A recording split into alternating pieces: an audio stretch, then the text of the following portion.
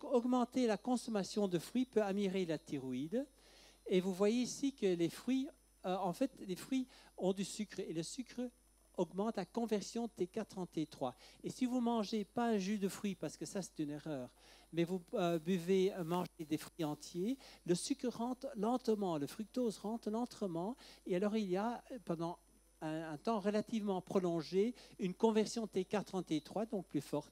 Alors vous voyez, cette personne-ci est assez connue sur Internet, elle semblait comme ça, elle est allée à un régime uniquement, en mangeant uniquement des fruits, une seule sorte de fruits à un repas, et même de façon très abondante. Elle mange entre 2000 et 4000 calories, je crois. Et elle a perdu, grâce à ça, 20 kilos en améliorant sa thyroïde. Sa thyroïde était beaucoup mieux. Vous voyez en effet qu'elle a un aspect plus svelte grâce à manger. Donc elle mange vraiment beaucoup de fruits. Donc ça, c'est un de ses repas. Elle va manger rien que des mangues, par exemple, et puis peut-être rien que des ananas. Et toujours de quantité relativement importante. Elle s'appelle Freely, elle est assez connue, c'est son nom qu'elle se donne elle-même en fait. Et elle fait encore d'autres choses parce que pour l'instant, maintenant, je crois qu'elle apprend à vivre toute nue dans l'Amazonie. Donc, elle a tellement chaud qu'elle n'a plus besoin d'habits. Donc, vous voulez la rejoindre, elle va vous donner cours. Alors, mais donc ça montre, et ça c'est systématique, moi j'ai fait ça aussi, j'ai une fois mangé énormément de fruits pendant 3 jours, rien que des fruits, eh bien j'étais en hyperthyroïdie, parce que je prends des hormones thyroïdiennes depuis très longtemps, depuis l'âge de 5 ans, et j'ai dû vraiment arrêter mon traitement pendant 2-3 jours, et aller le reprendre à une dose qui était environ un tiers à la moitié de ce que c'était avant. Si je continue à manger des fruits, mais je n'ai pas continué à manger autant de fruits, et j'ai repris de la viande qui ralentit. Mais donc, les fruits peuvent, si vous mangez un repas de fruits le matin, vous allez booster votre thyroïde, par exemple. Et alors, vous allez maigrir si vous... Alors, il faut éviter les produits laitiers. D'ailleurs, les personnes qui... la race blanche qui habitent en Asie, et on les appelle les baby face, les faces de bébé, parce qu'ils ont des visages beaucoup plus gonflés, et c'est dû à la consommation plus importante des produits laitiers dans la race blanche, en tous les cas, qui va habiter en Asie. Et donc, tous ces aliments, en fait, vont ralentir la conversion T4 en T3. Donc, c'est cette conversion omniprésente, elles vont surcharger le foie, et le foie ne pourra pas produire à partir de la T3, à partir de la T4, assez de T3. Et chez le rat, on obtient comme ça, en ajoutant la protéine du lait, la caséine, on obtient des baisses entre 62 et 69% de la T3. Donc, c'est une très, très forte baisse de l'activité thyroïdienne. Et donc, vous voyez, des personnes qui ont arrêté de consommer les produits laitiers, avant, après, la différence. Et c'est par une amélioration de la fonction thyroïdienne en arrêtant les produits laitiers. Alors, l'acné aussi peut être partie en prenant des hormones, mais vous voyez aussi qu'elle a le visage peut-être légèrement gonflé et moins gonflé ici, après avoir arrêté la consommation de produits laitiers. C'est ça que je vais vous montrer. Alors, évitez la caféine, parce que la caféine, quand on boit de la caféine, diminue les taux de toutes les hormones thyroïdiennes, même la TSH. Donc ça inhibe tout l'axe thyroïdien. Et vous voyez ici une étude qui montre en effet que la TSH est plus basse. Plus on donne la caféine à des rats, plus bas seront leurs taux de T3, T4, TSH et hormones de croissance. Donc le café donne un kick, mais est un problème. Et le café, vous le trouvez partout. Donc vous le trouvez même dans le décaféiné un tout petit peu, mais ce n'est pas vraiment des quantités importantes. Donc l'alternative, c'est le décaféiné. Mais tout le reste, on trouve d'assez grandes quantités de café. Même dans le thé, par exemple, il y a environ 45 mg dans le thé ici de caféine. Et donc ce n'est pas bon. Donc le café est en très forte concentration quand même dans du chocolat noir. Et en plus, il y a la théobromine qui est une autre sorte de caféine aussi. Donc la caféine n'est pas bon pour la thyroïde. Et en plus, ça peut empêcher aussi de supporter un traitement thyroïdien. Ça peut donner tachycardie, palpitations et nervosité. Alors il faut aussi éviter les protéines au souper et à midi. C'est mon dada. Les médecins qui travaillent avec moi en ont vraiment marre de m'entendre répéter ça tout le temps. Mais ça, non, si vous voulez avoir une bonne thyroïde. Même si vous êtes sous un bon traitement thyroïdien, il ne sera pas possible de vous maintenir en bon état thyroïdien toute la journée ou toute la nuit à cause de ce repas du soir avec des protéines. Parce que les protéines, lorsqu'elles sont absorbées, donnent des acides aminés qui s'accumulent dans le foie et qui vont ralentir la conversion T4 en T3. Si vous avez quelqu'un qui a un excès d'hormones thyroïdiennes, faites-lui manger ou faites-la manger des protéines le soir. Mais ça, c'est la seule situation. Et alors, donc la nuit, on a déjà une certaine insuffisance thyroïdienne pour qu'on puisse dormir, pour nous calmer. Mais cela est accentué en prenant des protéines le soir. Vous voyez d'ailleurs que la taux TSH augmente la nuit, ça veut dire qu'il a moins d'hormones thyroïdiennes actives en fait, et la T3 en fait va dans le sens inverse, ou la T4.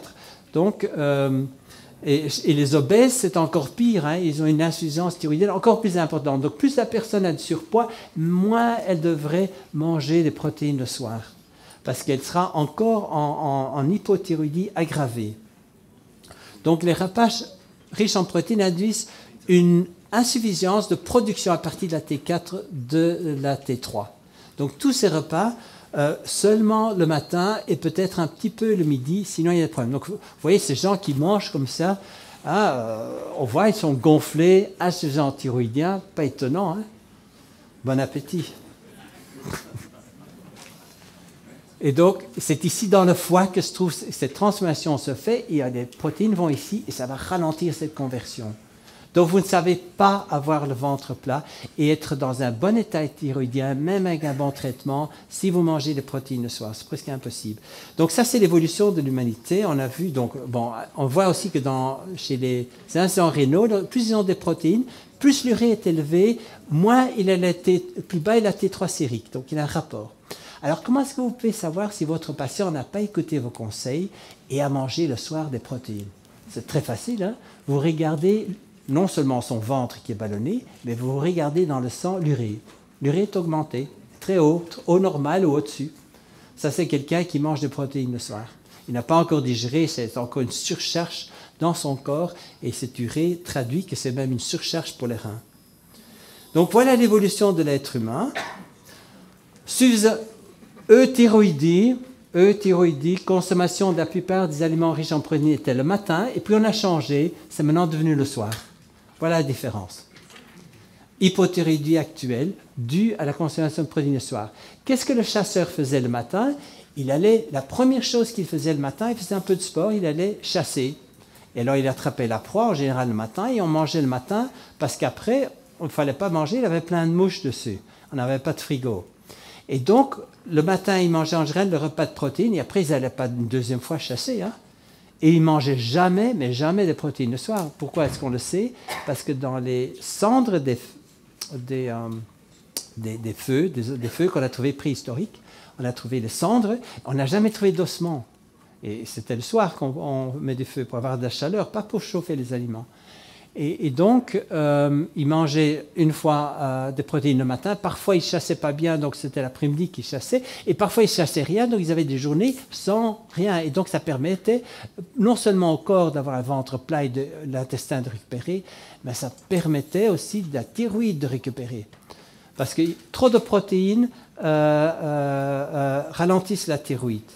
Donc, il faut des protéines, mais le matin. Et alors, ça a le temps de... Les protéines restent 3 à 9 heures dans l'estomac. J'ai des images ici, je crois. Donc, les protéines, ça reste au petit déjeuner, ça va rester 3 à 9 heures dans l'estomac, et puis ça va descendre avec la gravitation et le mouvement. Et alors, à la fin, voilà le ventre qu'on a le soir. Il sera plat, parce qu'on mange le soir rien, ou on mange que des légumes, par exemple. Oui, ça serait l'idéal. Oui?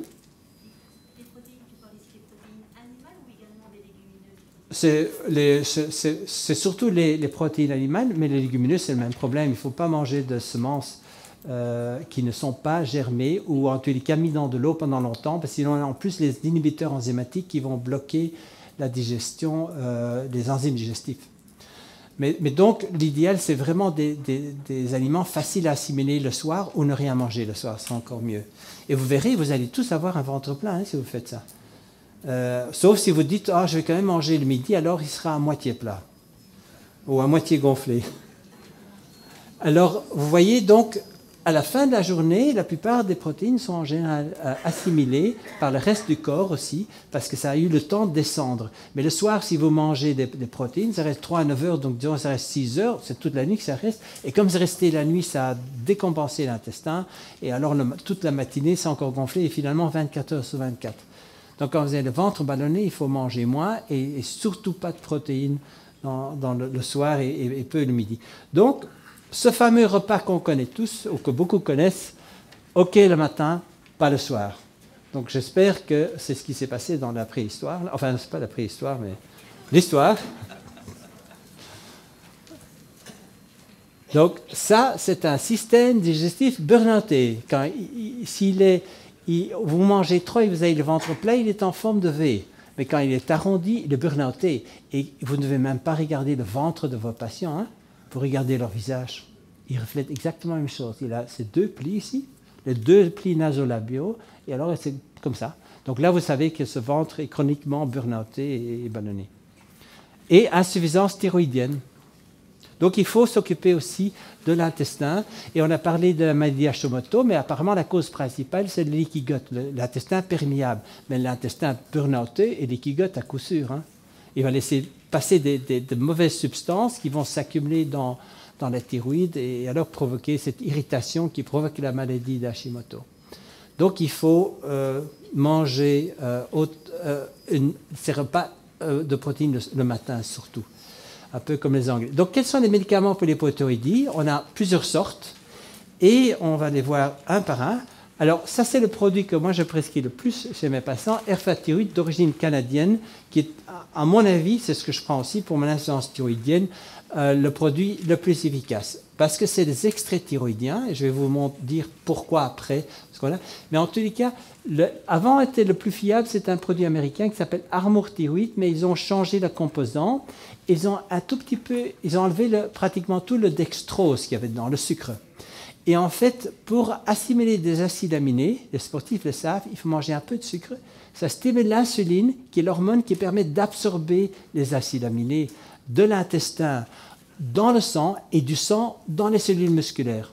Et donc, sans un taux suffisant d'insuline, tous les patients qui ont une insuline très basse à jeun, ils ne savent pas former du muscle facilement parce qu'ils n'absorbent pas bien les acides aminés. Et donc, en faisant ça, on améliore la sécrétion. Et donc, ce produit a été un peu rendu moins efficace pour l'absorption à cause de ce changement. En plus, ils ont ajouté la cellulose, et la cellulose lie les hormones thyroïdiennes et les garde dans l'intestin et les met dans les selles. Donc, ce n'était pas une bonne idée de faire ça. Mais enfin, il suffit alors de donner peut-être une dose plus importante et quand même de fonctionner. Alors, les préparations magistrales dans les pharmacies, parce que les pharmacies savent préparer, en général sont moins performantes. Il faut, pour la même dose en milligrammes, penser qu'il faut donner 40-50% en plus, sinon on n'arrive pas. Et alors, en plus, parfois, il ne marche pas bien parce qu'il a des préparations moins efficaces et d'autres plus efficaces. Ce n'est pas aussi régulier et bien. Alors, les T3 et T4 synthétiques dont parle Emmanuel est aussi un autre choix. Donc, Euthyral, Novotyral, Novotyral encore en Allemagne, je crois, et en Autriche, et Euthyral en France. On sait l'avoir, donc, de l'étranger. Et donc, à ce composant qui correspond un peu les doses. Donc, il y a 5 fois plus de T4 que de T3 dans chaque comprimé. Et alors, il y a la T3 seule qu'on a en France, le Cytomel ou Tyromel, enfin, il a plusieurs noms. Non, il a Sinomel et Cytomel. Et c'est le même produit, mais ça dépend du pays. Je crois qu'en Amérique, c'est Cytomel et Sinomel en France ou Sinomel. En France, c'est le Sinomel alors. Donc, voilà. Et alors, mais en fait, le problème avec celui-ci, c'est qu'il faut le prendre 4 à 5 fois par jour, parce que les taux ne restent pas stables, c'est très vite absorbé, et puis ça vite sur les feuilles, puis ça disparaît. Donc tous les 4 à 5 heures, ou 4 heures, il faut même... donc on n'a pas de taux stables, ce n'est pas le meilleur. Le mieux, c'est de prendre la T4 qui lentement se transforme en T3 avec de la T3. Et moi, je trouve même en ajoutant d'autres hormones, et je vais vous dire en quoi exactement. Donc le Synthroid, ça c'est aux États-Unis, ou Levothyrox, Euthyrox, ça c'est la T4. Alors c'est moins bien absorbé. On va le voir plus tard. Le problème, c'est que c'est beaucoup moins absorbé. Donc vous avez dans mon livre Hormone Handbook un peu l'information. Je mets toujours en jaune qu'est-ce qui est le plus important. Les traitements, et là vous voyez que j'ai mis l'Euthyral d'Emmanuel et l'ERFA que moi je propose comme parmi les meilleurs produits. Alors, pourquoi prescrire chez plus de 90% des patients une préparation thyroïdienne qu'on a en T3 et T4? Eh bien, parce que la T3 est l'hormone thyroïdienne principale à l'intérieur des cellules cibles. Ce n'est pas la T4, c'est une précurseur en fait de la T4. Elle a une petite activité, mais pas assez. Donc, en question activité, T3, beaucoup plus dans les cellules cibles présentes et beaucoup plus efficace aussi. Et alors, il a un peu de reverse T3 et de T4. Donc, c'est vraiment l'hormone qui doit être dans les cellules. Donc, pourquoi pas déjà la donner? En plus, il a une raison que je n'ai pas citée ici, mais il faut suffisamment T3 pour transmettre la T4 en T3, donc, pour que le foie fonctionne. Donc, alors, la T3 est nettement mieux absorbée et de façon constante que la T4. Dans l'étude qui est déjà assez ancienne, enfin les 2 études de Margaret Tace, on voit qu'elle a testé la thyroxine et elle a mis dans des capsules avec du lactose, ou elle a mis avec rien, avec du sel ou avec de l'acide gastrique, et elle a des absorptions entre 41 et 73%. Mais la majorité des comprimés, c'est avec du lactose, donc c'est plutôt dans les 40% d'absorption. Par contre, la T3, avec n'importe quoi, de façon constante, 95% est absorbée. Donc ça donne même un peu plus que 95%. Donc là, vous êtes sûr de l'absorption. Si vous voulez être sûr qu'il y a des hormones thyroïdiennes, il faut donner ça. Et alors, il y a une chose qu'il faut absolument dire à vos patients. Vous devez croquer le comprimé et le laisser en dessous de la langue ou le laisser fondre. Parce que là, ça améliore. Sinon, il y a aussi une moindre absorption d'environ 25%, une absorption régulière. Sur un ventre ballonné, ça ne va pas absorber les hormones thyroïdiennes aussi bien que si le ventre est plat, par exemple. Tandis que quand c'est sublingual, il y a une partie qui est absorbée par la muqueuse buccale, et 50% environ, et vous avez alors une plus stable absorption.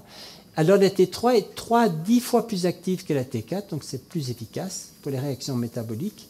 Et donc ceci montre qu'il faut ajouter toujours ça dans les préparations. Alors, les préparations thyroïdiennes contenant des T3 fonctionnent mieux sur les plaintes du patient ou sur des facteurs comme le goitre. Par exemple, pour la prévention du goitre, on a comparé des préparations qui contiennent de la T3 et T4 ou de la T3 tout seul, chez le rat, et avec la T4. Et on voit que la T4 est beaucoup moins efficace pour prévenir le goitre. Mais c'est encore beaucoup moins que ça l'indique parce que ici, on a donné une dose de T4 qui est 7 fois plus élevée que la dose de T3 ou des T3 et T4 ensemble. Donc on a donné une dose beaucoup plus importante et encore on n'a presque pas d'effet de prévention du goitre. Okay, alors, pourquoi? Alors, vous voyez que dans le rhumatisme, on avait toutes ces études qui montraient presque 100% de réussite avec les hormones thyroïdiennes. Et puis les auteurs disent maintenant les hormones thyroïdiennes c'est moins efficace, on n'a pas fait de bonnes études ici. Et alors l'auteur a oublié de voir que dans toutes ces études, parce que j'ai été voir, il y avait soit la T3, soit la T3 et T4 qui étaient données, ou des poudres sèches de thyroïde, et son étude était faite avec la T4. Et il disait qu'après, il n'y avait que 20% qui avaient encore des bénéfices après un an, 52% après quelques mois et 20%. Mais c'est parce que c'est la T4, hein, c'est beaucoup moins actif. Et ici, on montre une autre étude qui montre que quand on a switché la T4, on a ajouté un peu de T3 et diminué fortement la T4, on a vu que c'était plus efficace pour la fatigue, la dépression colère. Donc, c'est plus efficace quand on a une préparation qui a T3 et T4 qu'une préparation à T4. Et ça, j'ai fait aussi publier une étude. Alors, c'est des gens qui avaient beaucoup de problèmes avec la T4, ça ne répondait pas bien. On jette T3 et T4, et parce que la majorité de ces patients, 89 sur 91, ont amélioré, et la plupart de leurs symptômes ont disparu ou sont fortement améliorés. Donc, c'est plus efficace. Alors,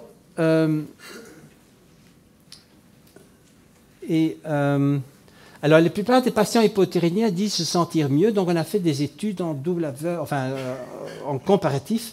Les gens ne savaient pas s'ils prenaient la T4 ou T3 et T4 à des doses comparables.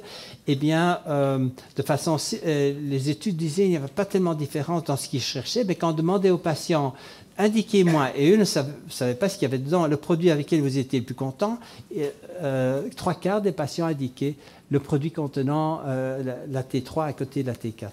Donc, ça monte. Alors, il faut non seulement prescrire une préparation de T3 et T4, mais il y a encore une plus grande efficacité des extraits thyroïdiens à condition qu'ils sont d'une bonne marque. Alors, pourquoi ? Parce que d'abord, les extraits thyroïdiens, ils ont plus de composants actifs que les T3 et T4 synthétiques.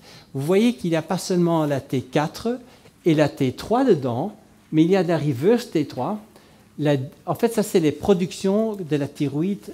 C'est ce que la thyroïde produit par an, et par jour. Et on voit qu'on a la T2, et la T2 est assez protectrice pour le cœur, par exemple. Donc ça, apparemment, les effets positifs pour le cœur viendraient de la T2. Donc ça veut dire 2 atomes d'iode, 3 atomes d'iode, T4. Et alors, ils ont aussi trois différentes T2 et 2 différentes T1 que la thyroïde produit, et alors la thyronine T0. Et chacune de ces molécules ont une action bénéfique. Et donc, vous avez l'ensemble de ces hormones. C'est pour ça que c'est mieux qu'une préparation rien qu'avec T3 et T4. Et en général, le problème des T3 et T4, c'est que si on prend tout le matin, on a un peu une hyperthyroïdie à 11 heures parce que la T3 est trop vite absorbée. Et alors, on a un effet insuffisant le soir. Et donc, moi, quand je donne ce produit-là, je donne plus le matin, un petit peu le midi, de façon à ce qu'ils ont assez pour la journée. Mais la nuit, ils sont quand même en insuffisance thyroïdienne.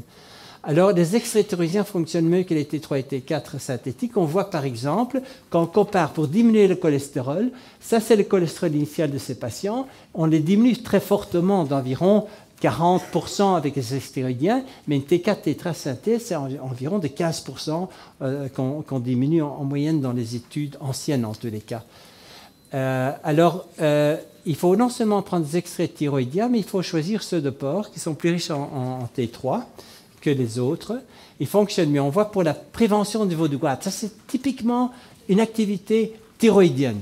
C'est de prévenir le goitre, que la thyroïde ne s'agrandit pas. Eh bien, on voit comparer le bœuf, le hoc qui est le porc est plus efficace, et en général, c'est toujours le porc qui est le plus efficace, aussi plus que le bouton. Mais enfin, il peut quand même avoir des différences de préparation.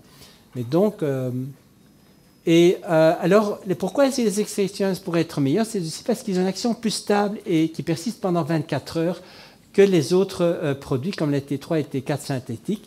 Et la raison est tout simple, c'est qu'en fait, ce que vous donnez, ce n'est pas la T3 et T4 pure dans les extraits thyroïdiens, vous donnez la thyroglobuline. Et la thyroglobuline, c'est une protéine qui est dans la thyroïde, qui a toutes les hormones thyroïdiennes dans elle. Et lentement, lorsqu'elle est lentement absorbée, et lentement, il y a une libération des hormones thyroïdiennes. D'ailleurs, quand les personnes qui prennent des extraits thyroïdiens, ils ont une thyroglobine augmentée dans le sang parce que pendant 24 heures, ça continue à libérer. Même après absorption, une fraction de la thyroglobine va être là et va continuer à libérer des hormones thyroïdiennes. C'est beaucoup plus stable. On a une action chez la majorité des patients 24 heures sur 24 suffisante avec ces produits-là. C'est mieux toléré. On a aussi moins de tachycardie parce qu'il n'y a pas ces petits hauts comme on a avec la T3 ou T4 synthèse parce que la T3 est trop pure présente et trop vite absorbée. Et alors aussi, les patients se sentent mieux. Hein. Chaque fois que je passe un patient d'une T4 ou d'un T3, T4 synthèse sur les extraits thyroïdiens, en général, ils disent « je me sens mieux avec ce produit ». Et de nouveau, la condition est quand même qu'ils croquent sur les comprimés ou qu'ils les laissent fondre en dessous de la langue, hein, parce que là, l'absorption est vraiment beaucoup plus stable et plus importante. Hein. Donc, mais prendre quand même des grandes marques, parce que ceux que le pharmacien prépare, souvent, ce n'est pas des bons produits. Alors, il vaut mieux prendre le Tirade ou autre. Et on voit la corrélation des préparations extraits thyroïdiens dans l'étude de Béziers. Enfin, il en a fait deux études, en fait.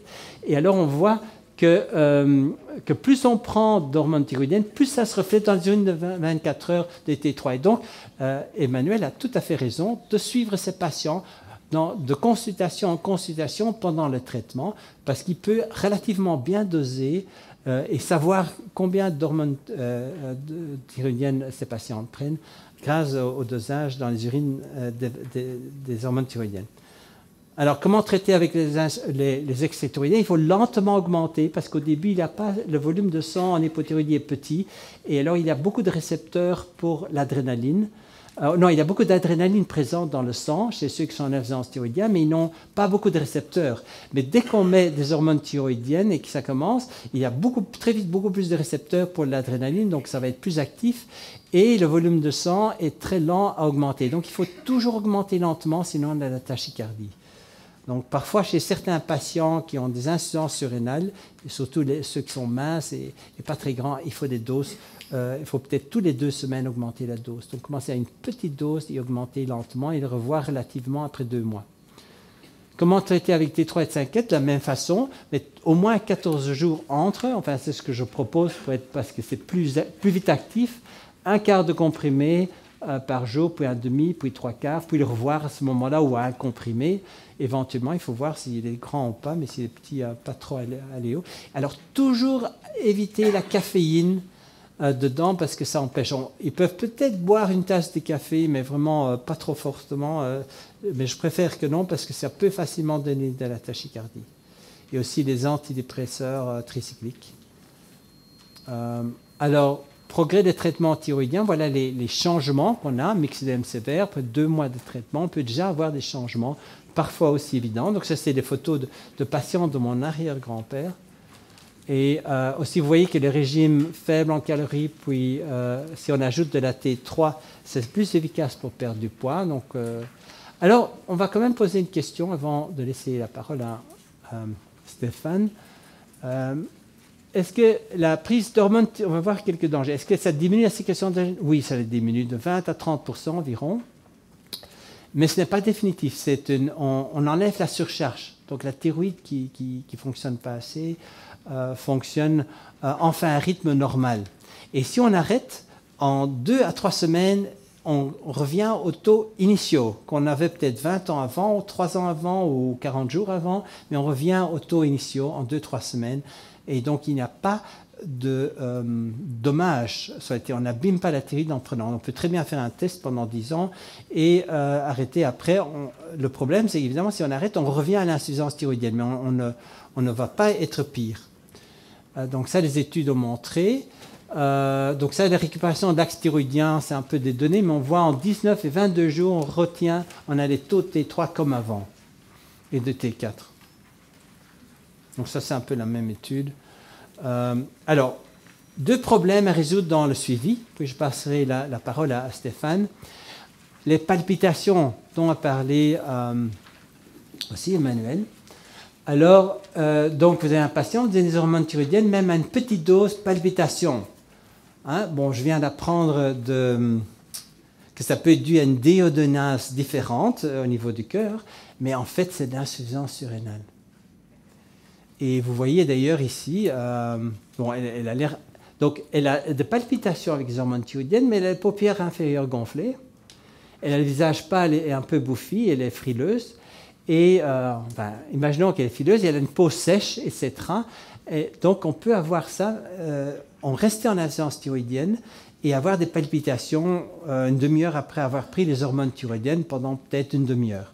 Donc, transitoire. Ça, c'est de l'insuffisance surrénale. Il y a un autre cas où c'est permanent, ces palpitations, etc. Et ça, c'est différent. Et alors, mais c'est en présence de symptômes d'insuffisance. Ça, c'est l'insuffisance surrénale, parce que dans l'insuffisance surrénale, il y a une conversion de T4 en T3 beaucoup trop rapide. Donc ça, c'est si les personnes vont de la T4 faire vite de la T3. Et donc là, ils ne supporteront pas bien le traitement. Il faudra rester à des doses plus basses, peut-être étaler le traitement 2 ou 3 fois sur la journée. Mais l'idéal est de combler l'insuffisance en hormones surrénaliennes. Et ils ont des insuffisances, enfin des signes et des symptômes d'insuffisance. Ils ont souvent des taches brunes et des choses, et des cernes brunes sur les yeux qui sont des signes d'insuffisance en cortisol. Donc ils font une hyperthyroïdie à T3 très transitoire de 30 minutes, parfois 2-3 heures. Mais ils ne se supporteront pas. Donc le traitement est en fait de traiter l'insuffisance en cortisol, surtout s'il y a des signes de cortisol qui manquent avec des taches brunes, etc. Mais si c'est vraiment rien que presque des signes de trop d'hormones thyroïdiennes, c'est peut-être simplement qu'elle prend trop d'hormones thyroïdiennes. Mais normalement, il faut penser à l'insuffisance en cortisol. Alors, vous avez une autre chose, si jamais un jour vous commencez à traiter à l'hormone de croissance, et moi j'ai quand même la moitié de mes patients sous traitement d'hormones de croissance, et vous traitez, et après tout va bien, vous donnez des hormones thyroïdiennes, tout va bien, mais après 3 mois comme ça, brusquement, cette personne commence à avoir des palpitations, et elle commence à avoir trop chaud, et en fait, est nerveuse, mais pas pendant 30 minutes, pas pendant 1 heure ou 2, pendant toute la journée, même toute la nuit, elle dort mal. C'est l'hyperthyroïdie de façon permanente, et c'est dû au fait que l'hormone de croissance est le traitement le plus puissant pour accélérer la conversion de TK33. Toujours cette conversion de TK33. Et donc, cette façon permanente, et là, le traitement n'est pas d'arrêter nécessairement l'hormone de croissance, mais est en fait de diminuer les hormones thyroïdiennes. Tous mes patients, sous traitement thyroïdien, que je mets sur hormone de croissance, on doit diminuer leur thyroïde, pratiquement tous, après un certain temps. Et on prévient d'ailleurs les patients de ça, parce qu'ils ont finalement suffisamment ils ont plus de T3 avec cette... Donc vous voyez ici que l'hormone de croissance augmente de 30% le taux de T3. Et donc voilà. Donc ici, il a toute une série d'études, double aveugle, contrôlées par placebo. Vous avez vraiment beaucoup de science.